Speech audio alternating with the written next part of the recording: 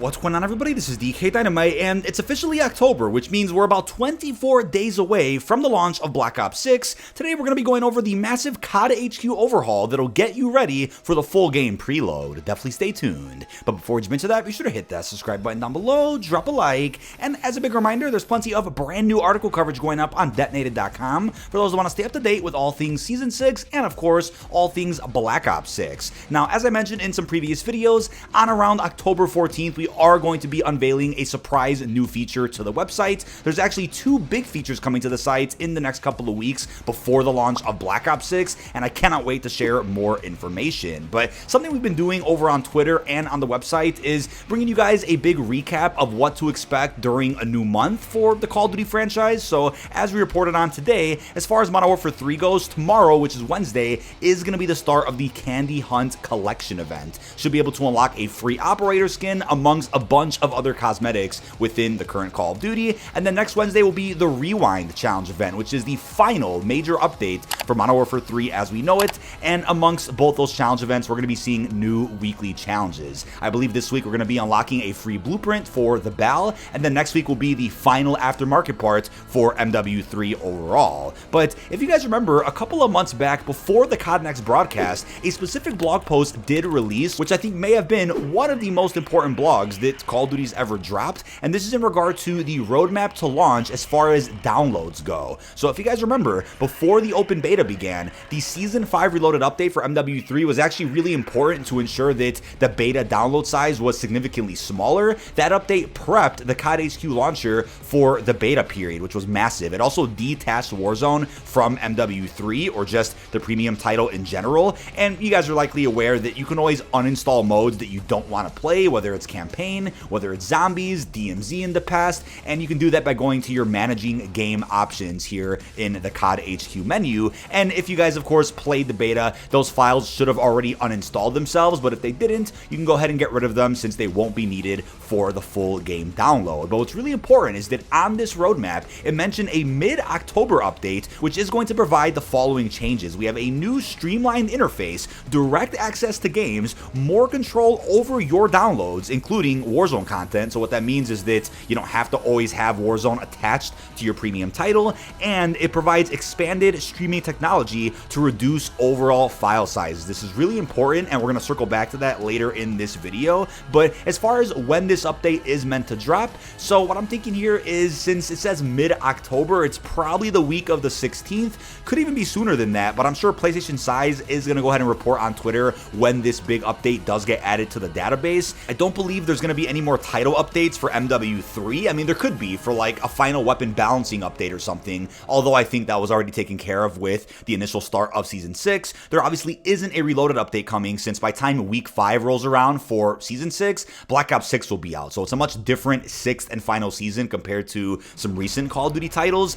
Now, it's also unclear if this big mid-October update is going to be on a Wednesday when we usually get big title updates, patch notes, or playlist rotations, or could it be on any random day before October 25th. I'm going to expect at least a week before the launch of BO6 is when this update is going to drop. But as far as what this update is, Call of Duty did confirm they're still putting their finishing touches on this new interface, but this is essentially what we thought COD HQ was going to be back when it released with MW2 in 2022, right? We all thought of this big Call of Duty hub where you could see multiple titles, most of which are the active ones getting updates, and being able to see a seamless transition from mode to mode or even game to game. That's what we all envision, and that's kind of the way that this overhaul is going to work. It's going to bring us back a classic Black Ops 6 menu on top of a brand new interface to the big Call of Duty HQ launcher. So as they confirmed to us, the new user interface will introduce a Call of Duty landing zone where top content will be visible on one clean page without the need to scroll. The landing page's main focus is on games and gives players the abilities to directly access those games. So this is a massive change when you compare it to the current COD HQ launcher, which does become almost an infinite scrolling simulator depending on what mode you want to play. You have to keep scrolling down, and the farther down you go, you'll see MW2, legacy titles, but as far as how the current interface does work, it really hasn't been all that well received by most of the community, and that's also another discussion that I'm going to include later in this video in regards to quote-unquote DLC. I've talked about this quite a bit already, but I do want to touch on it yet again. So if you guys remember, during the beta period, regardless of what platform platform you were playing on. The way that it worked was that you opened up COD HQ and you were able to obviously seamlessly jump into MW3 or Warzone, but when you clicked on that beta, it had to cross-launch into Black Ops 6, which meant it would close your app and reopen it to the beta. Now, if you guys are also wondering what's going on with that buffer when you jump from mode to mode, if you guys look at COD HQ right now, if you go to MP, Zombies, or Warzone, there's a bit of a delay and a mode logo that pops up, which I think conceptually is pretty cool, but the general consensus from the community is that this has to go. It's really just here as an aesthetic to introduce you to the mode you're about to play, but doesn't really do anything, and the proof of that is because you can actually bypass it, right? If you go to just the quick play tab in COD HQ, you can just click on the mode you want to play and it'll bring you there instantly without that logo pop-up. And then once you're in that screen, you can just back out and actually select through the quick play filter which mode you actually want to play, unless it was the most recent mode that you already played. Then in that case, you also just skipped the logo pop-up, which really isn't needed. Now here's the thing, I cannot stress how important it is to stay up to date with your COD HQ downloads just to ensure that when that preload does roll around for Black Ops 6, probably a good couple of days before the 25th of October, you're going to be ready to go. By that point, when that preload drops for BO6, you're going to have COD HQ fully up to date with this brand new beautiful interface. Now, as you can see, and as they wrote, the brand new landing page will feature the most recent annual title and Warzone for ease of access, right? Other Call of Duty entries can be accessed via the game's library or the last play title if that is the game that you played last, as you can see here in the example they provided in the blog post. But this is important. Starting with Black Ops 6, games will have their own individual user interfaces designed to easily get players into the modes and content that they want to play. So you know what that means, right? Classic menus are back. You guys probably already saw what this classic menu looked like during the beta period, but I actually got to see a little bit more of an up-to-date version of this menu over at COD Next a few months ago, because that version of the Black Ops 6 menu contained Warzone. There was a seamless transition from multiplayer, zombies, to Warzone, which we obviously couldn't see in the beta because it was multiplayer only, but this is exactly what you're going to be seeing when you boot up COD HQ. You'll get past the landing page, click on Black Ops 6, and then there you have it, a classic menu that we all know and love. It's crazy to think that we haven't had a classic menu for a Call of Duty game since, I want to say, what, Modern Warfare 19 technically? I mean, I guess Cold War did have one, but obviously that was later integrated with Warzone 1 and also MW19, then Vanguard. Now here's what's real important as well about this transition period. So the main preload for Black Ops 6 should be out a couple of days before launch, but I'd say a week before that point, that's when we're going to end up seeing this new interface added to COD HQ. So when this does drop as a download, I'll of course make a follow-up video and report it over on Detonated, but when this does release, MW3 and Warzone will still be the featured titles in this new landing zone for COD HQ, but you're going to have to cross-launch into both MW3 and Warzone. So what that means is that you end up booting up COD HQ, this brand new beautiful interface, and when you click on MW3 or Warzone, it's going to be just like the beta where you have to close the app and it's going to reopen it into the game that you chose.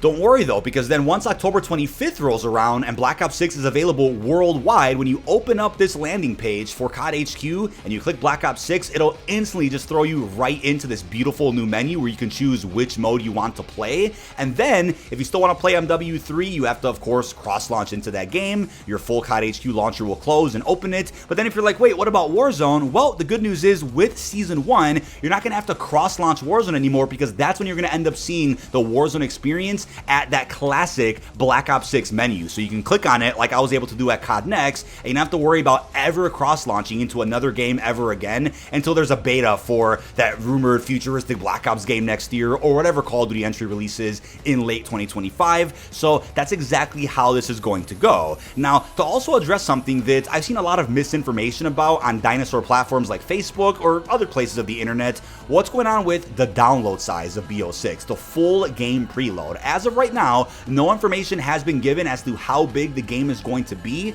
There is, however, this misconception that it's going to be upwards of 300 gigs to have Black Ops 6 installed. I addressed this in a short many months ago, but as Activision also confirmed in this COD HQ blog, that file size was actually reflecting if somebody had MW2, 3, Warzone, and Black Ops 6 installed at the same time. It'll probably be even bigger than that, but this was the file size estimate that was provided on several different pre-order landing pages, and that was of course on PlayStation, Xbox, Steam, Battle.net, but that didn't at all reflect the individual size of just Black Ops 6 if you just want to have that game installed. So avoid all of that information and just know that, as they confirm in this blog, Black Ops 6 will actually be a smaller download at launch compared to MW3. Now, final optimizations are being made, and final download sizes as well as some other spec updates will be provided, I'm assuming, in the coming weeks before this big COD HQ makeover. But they also addressed a couple of other questions in the blog, which is real important. So if you are currently playing MW3 or have an up-to-date download of COD HQ, then BO6 is automatically going to download